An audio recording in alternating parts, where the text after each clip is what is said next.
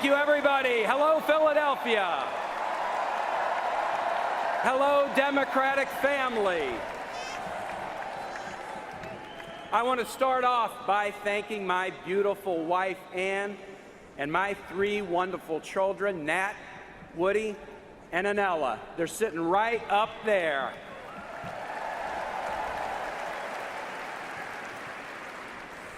You know, my son Nat deployed with his Marine battalion just 2 days ago. He deployed overseas to protect and defend the very NATO allies that Donald Trump says he now wants to abandon. Semper Fi, Nat. Semper Fi.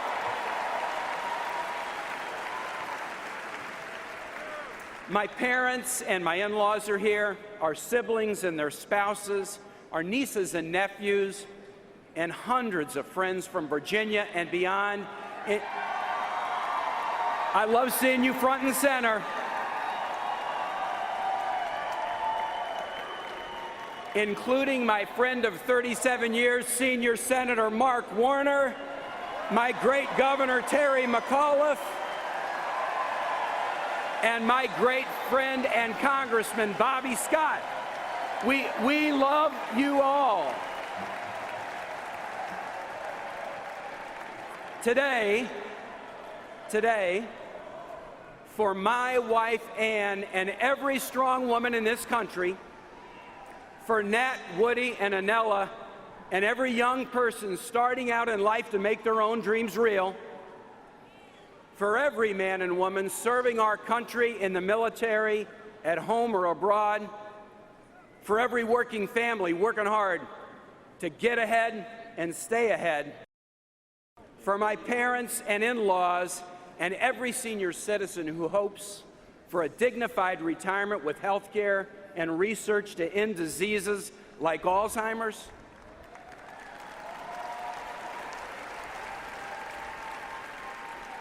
for every American who wants our country to be a beloved community where people aren't demeaned because of who they are, but rather respected for their contributions to this nation, and for all of us who know that the brightest future for our country is the one that we build together, and for my friend Hillary Clinton, I humbly accept my party's nomination to be Vice President of the United States. Thank you.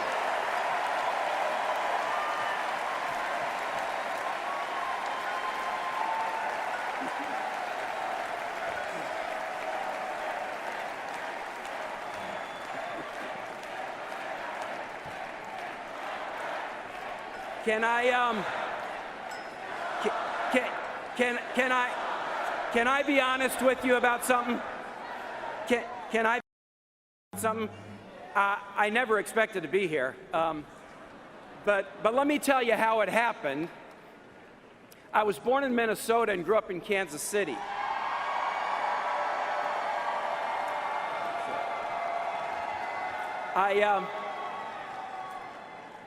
My folks weren't much into politics. My dad ran a union ironworking shop in the stockyards. And my mom was his best salesman. My 2 brothers and I pitched in to work during summers and weekends. And you know, that's how small family businesses do it. My parents, Al and Kathy, here tonight and going strong, they taught me about hard work and about kindness, and most especially about faith. I went to a Jesuit boys' high school, Rockhurst High School. Wow, that's a big line for the Jesuits. Now we had a motto in my school, men for others. And it was there that my faith became something vital, my North Star for orienting my life. And when I left high school, I knew that I wanted to battle for social justice.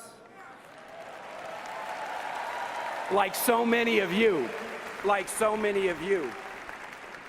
That's why I took a year off from law school to volunteer with Jesuit missionaries in Honduras. I taught kids how to be welders and carpenters. Y allá aprendí los valores del pueblo, fe y familia, faith, family, and work. Faith, family, and work. Los mismos valores de la comunidad latina aquí en nuestro país. Somos americanos todos. Somos americanos todos. And let me tell you what really struck me there. I got a first-hand look at a different system, a dictatorship where a few people at the top had all of the power and everybody else got left out. Now that convinced me that we've got to advance opportunity for everybody, no matter where you come from, how much money you have, what you look like, how you worship, or who you love.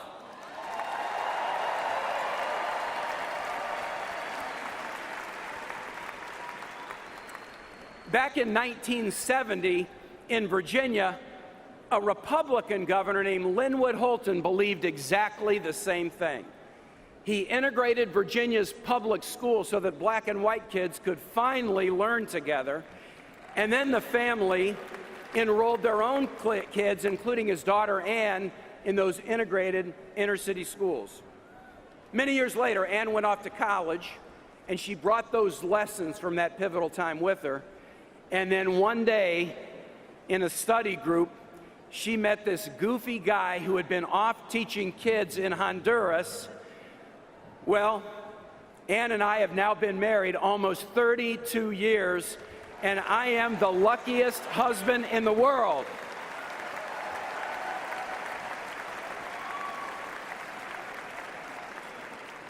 You know, let me tell you something. Ann's parents, Lynn and Jinx, are here today, 90 plus and going strong.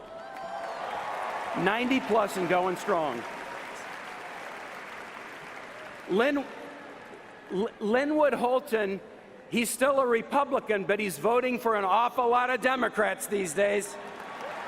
An awful lot of Democrats. And here's why.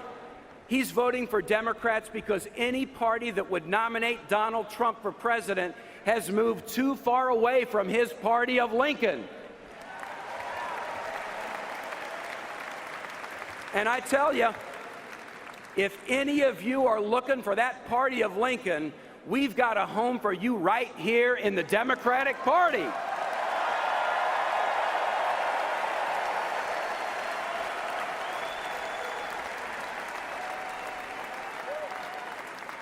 Linwood's example helped inspire me as a civil rights lawyer. Over 17 years, I took on banks, landlords, real estate firms, local governments, anybody who treated anybody unfairly.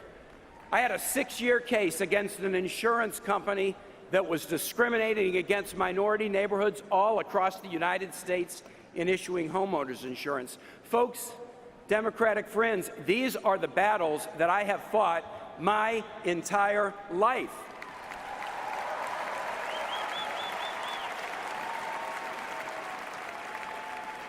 And that's the story. And that's the story of how I decided to run for office. My city of Richmond was divided and discouraged in the early 1990s. We had an epidemic of gun violence that was overwhelming our low-income neighborhoods. People were pointing fingers and casting blame instead of finding answers. And I couldn't stand it. So I ran for city council, and I won that first race more than 20 years ago by a landslide margin of 94 votes.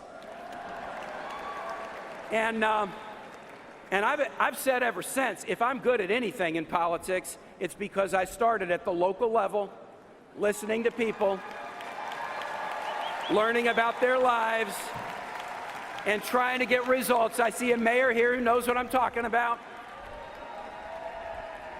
Later, I became mayor of Richmond, lieutenant governor, and then the 70th governor of Virginia.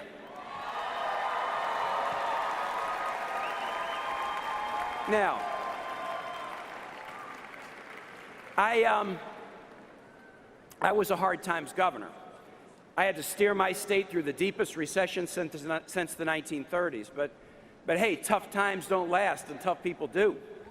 And can I tell you that Virginians are tough people? We are tough people. And we're smart too. We achieved national recognition for our work. Best managed state, best state for business, best state for a child to be raised, low unemployment, high median income. We shed tears along the way. We shed tears especially together in the days after that horrible mass shooting at Virginia Tech that killed 32 people, from beautiful 19-year-old students to 70-plus-year-old Romanian-born Holocaust survivors. And we shed tears and held each other up, but afterwards we rolled up our sleeves and we fixed a loophole in the background record check system so that we could make our Commonwealth safer. And we got to do that in the nation.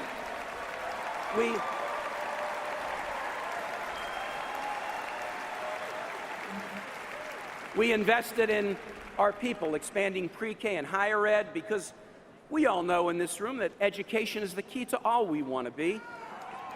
All we want to be. And now I have the honor of representing my Commonwealth in the U.S. Senate. I work on the Armed Services and Foreign Relations Committees to keep us safe at home and strong in the world. I work on the Budget Committee with our great Democratic leader of that committee, a spectacular senator who used to be a mayor, Vermont's Bernie Sanders.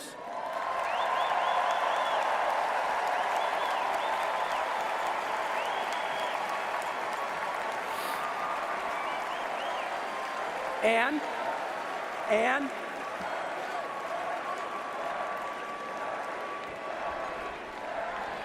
everybody, we all should feel the burn, and we all should not want to get burned by the other guy.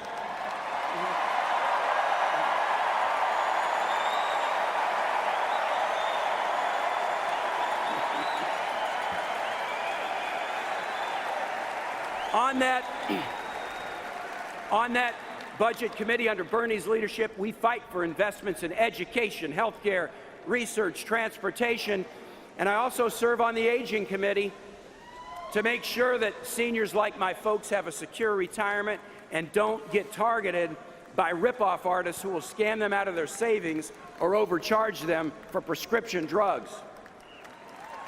Can I tell you a funny thing about the Senate? Can I tell you a funny thing about the Senate? That sounds like a yes. I spend a lot of time with Republican senators who, once they have made sure that nobody is listening, will tell you how fantastic a senator that Hillary Clinton was.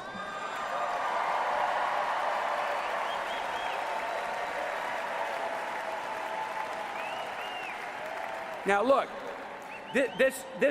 this journey that I've told you about has convinced me